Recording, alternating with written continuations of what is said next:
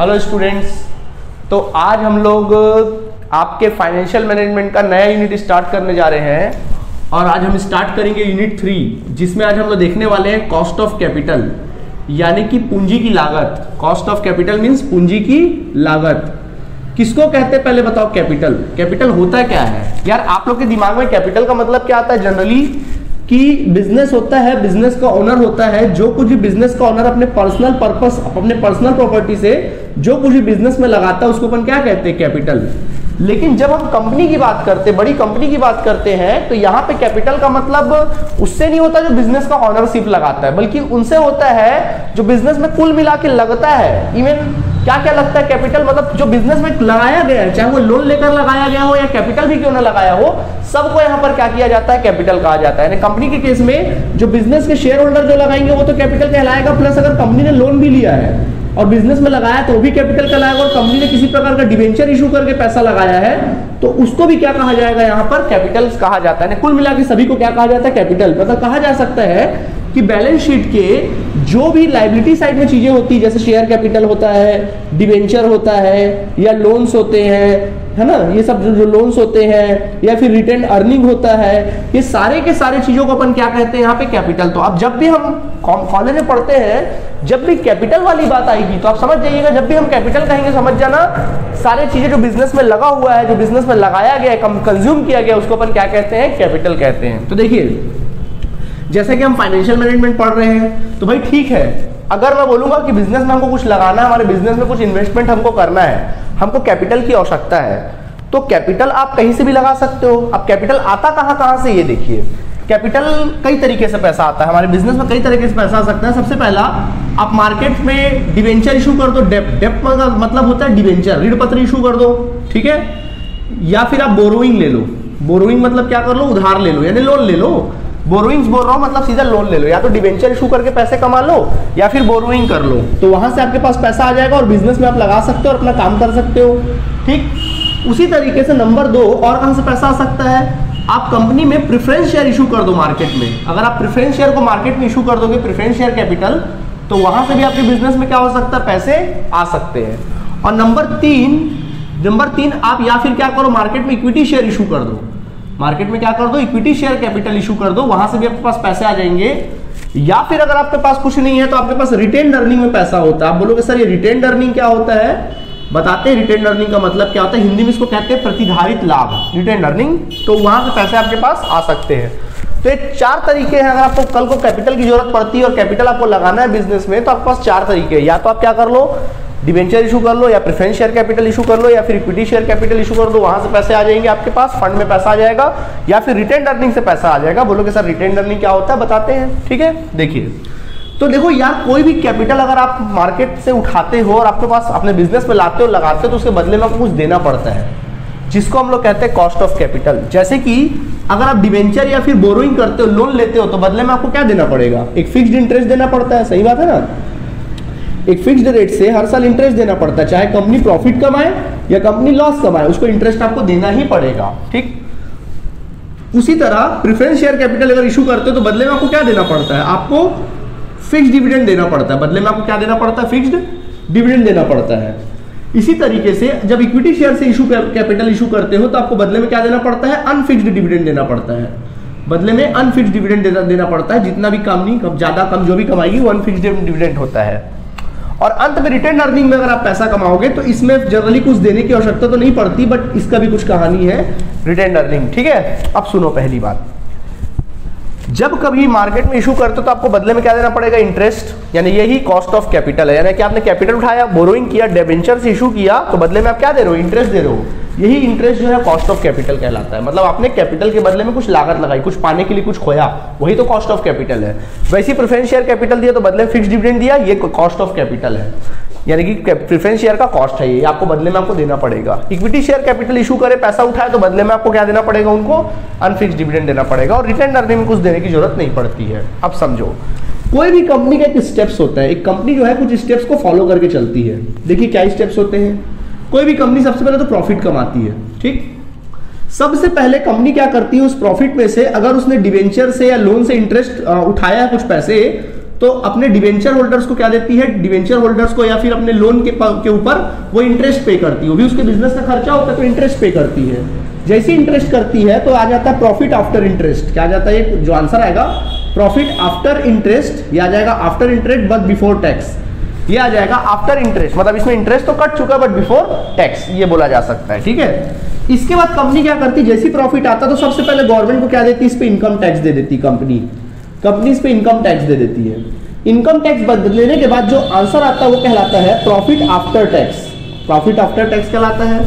इसके बाद कंपनी क्या करती है, प्रेफरेंस शेयर होल्डर ने पैसा लगाया है ना, प्रेफरेंस शेयर कैपिटल, तो उनको फिक्स्ड डिविडेंड देती है, यानी प्रेफरेंस शेयर पे क्या दिया जाता है, कंपनी के द्वारा एक फिक्स्ड डिविडेंड दिया जाता है। उसके बाद कुछ पैसे बच जाते हैं, तो उसमें जो भी पैसा बचता है तो ये सारा का सारा पैसा किसका होता है, इक्विटीज का, सारा का सारा पैसा किसका होगा, प्रॉफिट का हिस्सा equity share, equity dividend equity share का होता है, सारा का सारा किसका हिस्सा होता है, इक्विटी का होता है। यानी कि देखो प्रॉफिट कमाया, इंटरेस्ट दिया, प्रॉफिट आया, इनकम टैक्स दिया गवर्नमेंट को, फिर प्रेफरेंस डिविडेंड को फिक्स डिविडेंड दे दिया। अब जितना भी प्रॉफिट का हिस्सा बचा सारा का सारा किसका है, इक्विटी शेयर होल्डर लोगों का हक है। ठीक है, किसका ये हक है, इक्विटी शेयर होल्डर का। अब मान लीजिए इक्विटी शेयर होल्डर का हक बचा है पे 100 रुपया, ठीक है 100 रुपया, तो कायदे से 100 रुपए इक्विटी शेयर होल्डर का हक है, मतलब जितना ही बचेगा सारा इक्विटी का करके इसको बोलते हैं अनफिक्स्ड डिविडेंड। तो देखो 100 रुपए है तो कंपनी जनरली 100 रुपए पूरा का पूरा नहीं बांट देती, कंपनी अपने इक्विटी शेयर होल्डर को पूरा 100 रुपए नहीं दे देती है, बल्कि क्या करती है, हो सकता है उसमें से मान लीजिए उसने 20 रुपए डिस्ट्रीब्यूट कर दिया, कंपनी ने 20 रुपए क्या कर दिया, अपने शेयर होल्डर को डिस्ट्रीब्यूट कर दिया, इसको कहते हैं हम लोग डिविडेंड। क्या कहते हैं, डिविडेंड कहते हैं। कंपनी ने जो अपने शेयर होल्डर को दे दिया, इक्विटी शेयर होल्डर को दे दिया, उसको कहेंगे हम लोग डिविडेंड कहेंगे। और कुछ पैसा रोक कर रख लिया, तो देखिए कितना रोक कर रखा कंपनी ने, हम देखें तो कितना रोक के रख लिया कंपनी ने, 80 रुपए को कंपनी ने क्या किया, रोक कर रख लिया है। तो जो कंपनी ने रोक कर रखती है उसको अपन कहते हैं रिटेन्ड अर्निंग। क्या कहते हैं, रिटेन्ड अर्निंग कहते हैं, यानी वो पैसा है जिसको कंपनी ने क्या कर रखा था, रोक कर रख लिया, उसको बोलते हैं प्रॉफिट का वो हिस्सा जो इक्विटी शेयर होल्डर को देना चाहिए था बट उसको कंपनी ने रोक कर रख लिया है, उसको अपन क्या कहते हैं, रिटेन्ड अर्निंग कहते हैं। तो ये सिस्टम है। तो अगर इसको गौर से देखा जाए तो जो इंटरेस्ट दिया जाता है वो टैक्स के पहले दिया जाता है, ठीक है, और प्रेफरेंस डिविडेंड की अगर बात की जाए तो टैक्स के बाद दिया जाता है, और इक्विटी की अगर बात की जाए तो वो भी जनरली टैक्स के बाद दिया जाता है। इस बात को याद रखिएगा आप लोग। ठीक, तो हमने सीखा कॉस्ट ऑफ कैपिटल के बारे में, तो हमने जान लिया कि डिवेंचर के बदले इंटरेस्ट कॉस्ट ऑफ कैपिटल है, प्रेफरेंस के बदले फिक्स डिविडेंड देना पड़ेगा, इक्विटी के बदले अनफिक्स डिविडेंड देना पड़ेगा, और रिटेन्ड अर्निंग के बदले फिलहाल कुछ देना नहीं पड़ता बट इसका भी कॉस्ट ऑफ कैपिटल होता है, वो बताएंगे आपको क्या देना पड़ता है इसके बदले में। और फिलहाल ये सिस्टम था आपके सामने अवेलेबल था। ठीक है, जल्दी से नोट करिए फिर आगे बढ़ते हैं।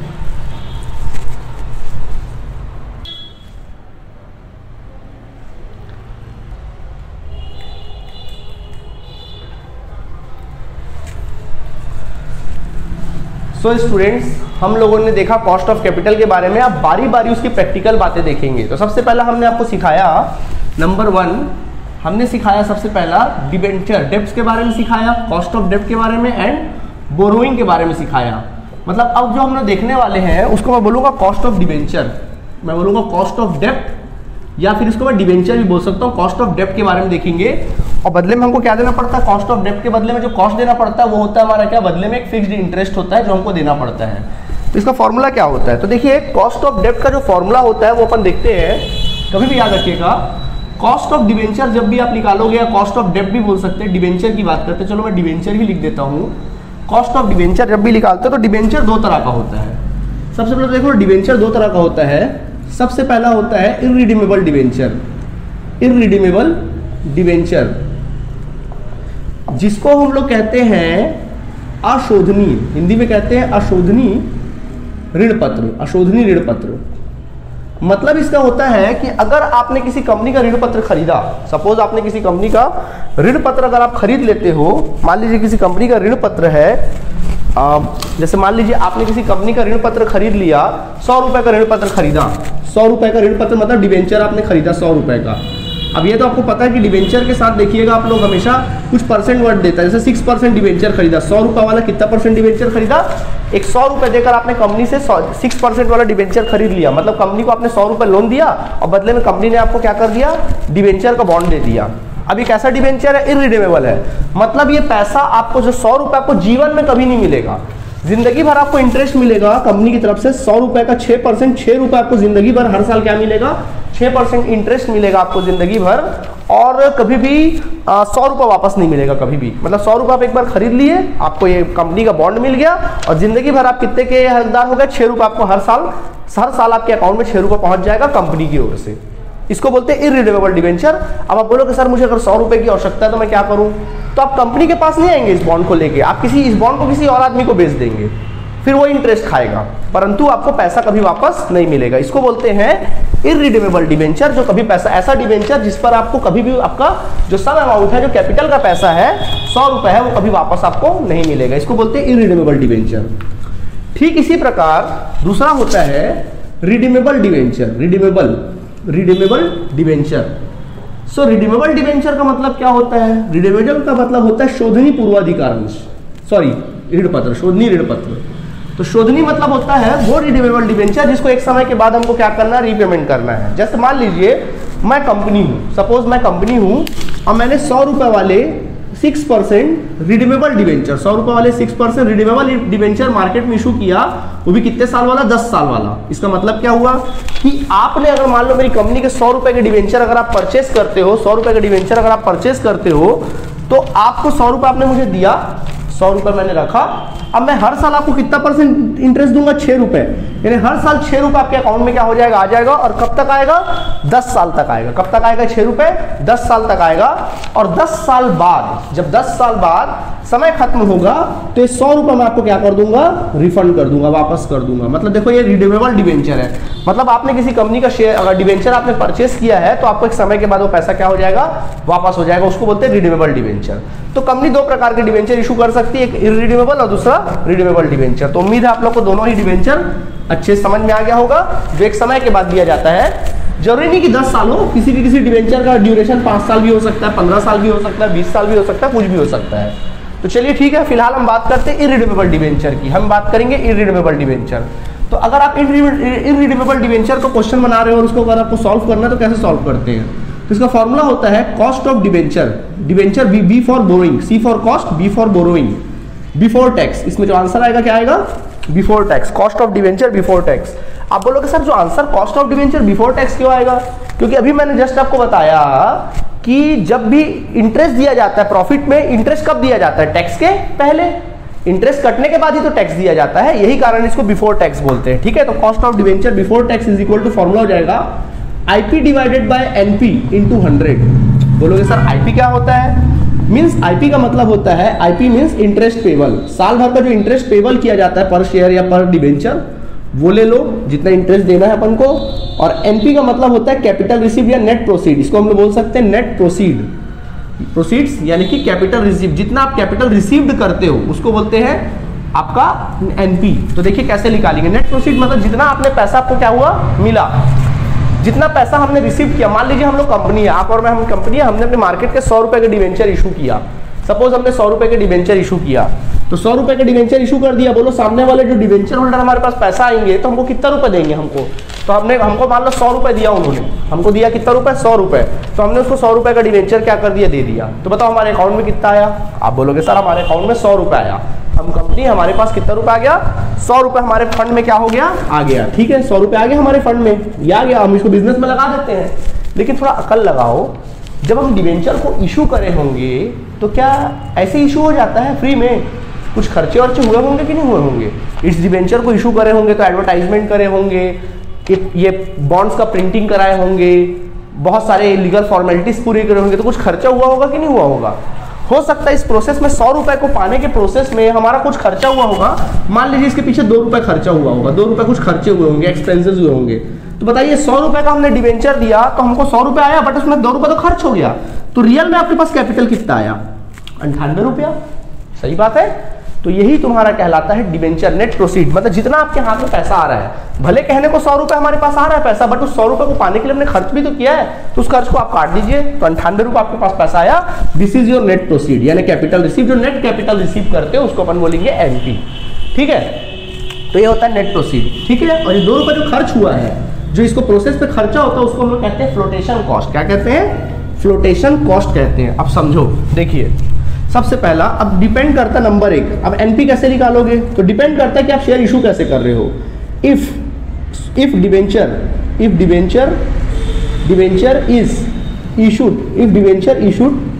इशूड एट पार वैल्यू, अगर हमने डिवेंचर को पार वैल्यू पे इशू किया है, मतलब पार वैल्यू मीन्स 100 रुपए का डिवेंचर है, 100 रुपए में हमने इशू किया है, तो कैसे निकालोगे, then your NP is equal to हो जाएगा, डिवेंचर का पार वैल्यू ले लो पर डिवेंचर, एक डिवेंचर का पार वैल्यू ले लो, माइनस कर दो फ्लोटेशन कॉस्ट।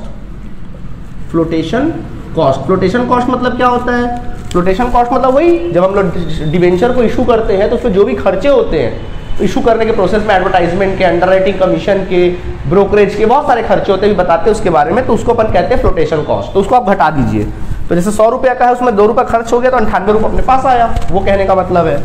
ठीक इसी प्रकार अगर नंबर 2 कहता है इफ डिवेंचर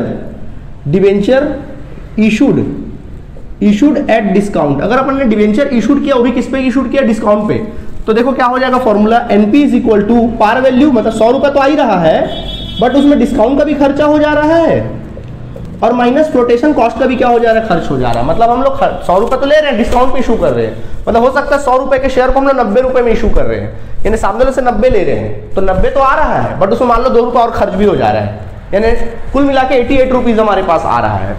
तो इसको हम लोग कहेंगे पार वैल्यू में से जो भी खर्चा कर रहे हो उसको क्या कर दो, घटा दो, वो तुम्हारे हाथ में आ जाएगा। ठीक है, ओके।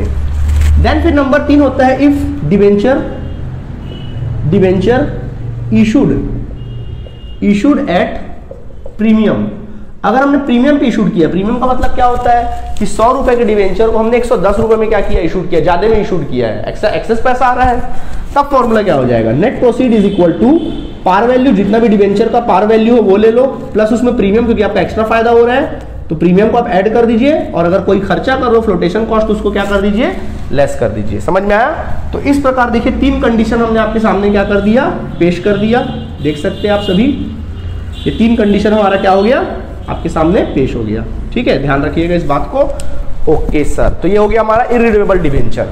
ठीक है, अब आप बोलोगे सर ये फ्लोटेशन कॉस्ट क्या होता है, तो फ्लोटेशन कॉस्ट का मैं एग्जांपल साइड में लिख दे रहा हूं, आप लिख लीजिएगा, इसको साइड में लिख देते चलो। फ्लोटेशन कॉस्ट क्या होता है चलो बता दे रहे, फ्लोटेशन कॉस्ट के एग्जांपल्स क्या क्या हो सकते हैं। सो फ्लोटेशन कॉस्ट के एग्जांपल मतलब जब हम कभी डिवेंचर इशू करते हैं तो उस पर खर्चे क्या क्या हो सकते हैं, जैसे कि खर्चे मतलब नंबर 1 कोई कमीशन देना या किसी प्रकार का ब्रोकरेज वगैरह देना इशूड करने के टाइम पे, या किसी प्रकार का अंडरराइटिंग कमीशन हो गया, किसी प्रकार का अंडरराइटिंग कमीशन को देना, या फिर नंबर 4 कोई भी प्रिंटिंग और स्टेशनरी का खर्चा देना, प्रिंटिंग या फिर स्टेशनरी का खर्चा दे दो भाई, वो बॉन्ड को प्रिंटिंग कराओगे उसका खर्चा हो जाता है, वो खर्चे हो गए। एंड नंबर अदर एक्सपेंसेस, तो ये जो खर्चे हैं वो सारे के सारे कैसे खर्चे हैं, फ्लोटेशन कॉस्ट कहलाते हैं। सब फ्लोटेशन कॉस्ट जब भी आप कोई शेयर एडवर्टाइजमेंट हो गया, तो जो भी अगर आप डिवेंचर इशू करोगे या कोई भी शेयर भी इशू करते हो तो ये सब खर्चे हम लोग का होता ही होता है। तो हमेशा इसको याद रखिएगा, अगर आप क्वेश्चन पार वैल्यू के हिसाब से बना रहे हो, एक शेयर के हिसाब से बना रहे हो, पर शेयर के हिसाब से बना रहे हो, तो खर्चे को भी याद रखिएगा पर के हिसाब से लोगे। और अगर आप पूरा ओवरऑल कैपिटल के हिसाब से पैसे लगा रहे हो, जैसे 10 लाख आपके पास इकट्ठे आ रहा है, तो फिर 10 लाख के हिसाब से खर्चे को मैनेज करेंगे। खैर जब मैं क्वेश्चन बताऊंगा तो सारी बातें आपको क्लियर हो जाएगी। ठीक है, तो इसको नोट कर लीजिएगा। तो ये तो हुआ कौन सी बात, इररिडेवेबल डिवेंचर की।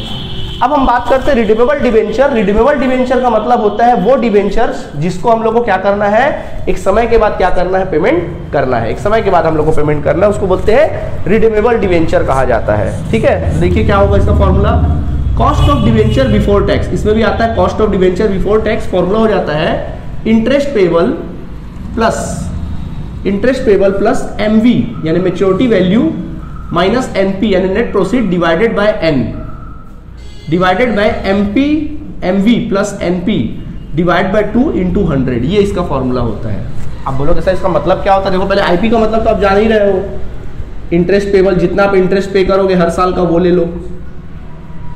ठीक है, इसके बाद फिर एमवी का मतलब क्या होता है, मैच्योरिटी वैल्यू, कि आप मैच्योर किस में कर रहे हो, मैच्योरिटी वैल्यू। भाई शेयर को आप डिवेंचर को आप मैच्योर करोगे, हो सकता है 100 रुपये आपने सामने से लिया, हो सकता है आप उसको जब मैच्योरिटी का टाइम आएगा 10 साल बाद उसको 110 रुपये दे रहे होंगे, या हो सकता है 100 रुपये का डिवेंचर है 100 रुपये ही वापस कर रहे होंगे, या तो ये कंडीशंस है कि भाई आप मैच्योरिटी कितने रुपए में कर रहे हो, वो मैच्योरिटी वैल्यू आ जाती है। ठीक है, कि जब आप वापस कितना कर रहे हो, नेट प्रोसीड मतलब वही कैपिटल रिसीव, आप कैपिटल रिसीव्ड कितना कर रहे हो, capital receive means net proceed कितना, नेट प्रोसीड कितना पैसा वसूल रहे हो। और कैसे निकालोगे नेट प्रोसीड, बिल्कुल ऐसे ही निकालोगे सेम जैसे यहाँ पे सिखाया गया था आपको, ठीक है। एंड देन फिर हम लोग का अगला क्या है यहाँ पर एन, एन का मतलब होता है मैच्योरिटी पीरियड, मैच्योरिटी पीरियड मतलब कितने समय का बाद, यानी नंबर ऑफ ईयर्स, कितने समय बाद डिवेंचर को आपको पैसा वापस करना है, 10 साल बाद, 12 साल बाद, 15 साल बाद, 5 साल बाद, कितने साल बाद, ठीक है। ओके, तो सारी बातें हमने क्या कर दी, आपको एक्सप्लेन कर दी, ठीक है। तो ये हो गया। तो इस प्रकार cost of debenture before tax निकलता है। अगर हमारे क्वेश्चन में cost of debenture after tax बोलेगा निकालने के लिए, कैसे निकालोगे, अलग से फॉर्मूला लिख लो। Cost of debenture after tax अगर अपन लोग को निकालने बोलता है तो इसका फॉर्मूला होता है cost of debenture before tax ले लो, 1 माइनस टैक्स रेट, 1 माइनस क्या कर दो, टैक्स रेट को माइनस कर दो, 1 माइनस टी, टी फॉर मतलब टैक्स रेट, टी का मतलब क्या होता है यहाँ पे टैक्स रेट, जो भी टैक्स रेट होगा उसको माइनस कर देंगे तो आंसर क्या हो जाएगा, निकल आएगा, ठीक है। तो इस तरह से देख लीजिए भाई, हमने रिडीमेबल, इररिडीमेबल और रिडीमेबल दोनों का फॉर्मूला देख लिया। अब फटाफट अपन क्वेश्चन बनाएंगे तो हम लोग को सारी बातें क्या हो जाएंगी, क्लियर हो जाएंगी, ठीक है। तो मैं समझता हूं आज के क्लास के लिए इतना काफी है। क्वेश्चन अगर अपन नेक्स्ट क्लास से देखें तो ज्यादा बेटर होगा, ठीक है। तो इसको अच्छे से दिमाग में बैठाइए, नेक्स्ट क्लास में हम लोग क्वेश्चन स्टार्ट करेंगे। Okay okay.